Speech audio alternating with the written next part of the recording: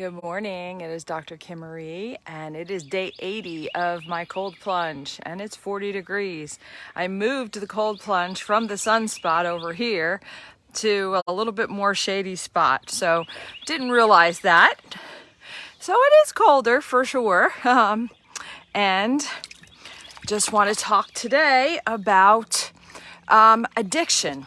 So, and I don't want to put you off by saying that, but a lot of us suffer from some kind of addiction, whether we realize it or not. It could be just thinking a lack mindset, which I believe at the core of it all is the core of addiction, is where we come into the illusion that there is something wrong with us and that we're alone, we're left out and misunderstood, and it's a lack mindset. So when I've worked with people who struggle, I realize that when they fall into that illusion of there's something wrong with them, it's like a computer virus in the background of a perfectly good computer.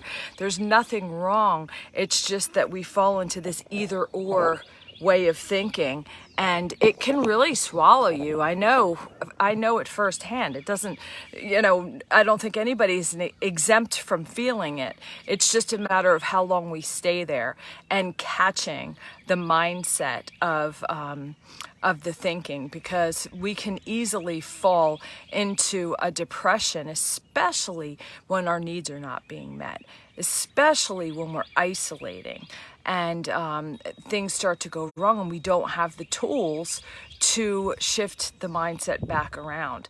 And it is it is very deceiving and very difficult when one or more things are going on again and your needs are not being met, right? And you don't have the support system around you to remind you of who you are and how to get back. And that's why I've developed my program. I have 30 modules on ways to pull yourself back into the present moment. And because sometimes, our problems are so close to us that it's like right in front of our face. We don't have the peripheral to back up enough to go have that tool. So that's why I even made a card deck of reminders of each tool, so that it's just easy to pull yourself back into the present moment. Because, whether it's alcohol, drugs, or shopping, or there's so many ways that we hide and we binge and in front of TV, food, all of these things. And they make us feel numbed for the moment, but they lower our self-esteem and our confidence, and they heighten the belief that we need to hide, and that there is a piece of us that others aren't, that piece of us that others, if we show them, that we won't be lovable, we won't be acceptable, and it's keeping things underneath the radar, and that is really detrimental to our soul, to that child inside that is just beautiful and whole and perfect and waiting to be loved unconditionally.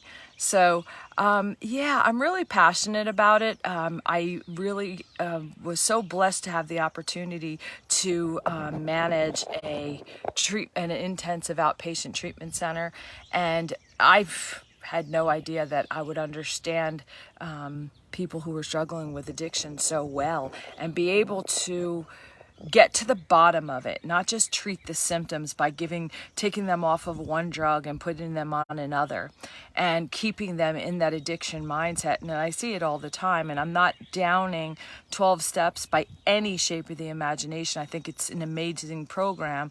The unfortunate thing is that by focusing on the problem as if it is them, instead of something they're struggling with, that I feel is not good, because having a healthy respect is different than coming from that fear of. And it's a whole different energy, and I'm going to talk more about that in another video. But in the meantime, when it just really having respect for that struggle, and it can look like a lot of different things. The best thing to do is talk about it. So even if you don't feel safe with anybody in your life, please share it here so that I can support you and uplift you and give you any information that you need. And I hope you have an amazing day. I love you.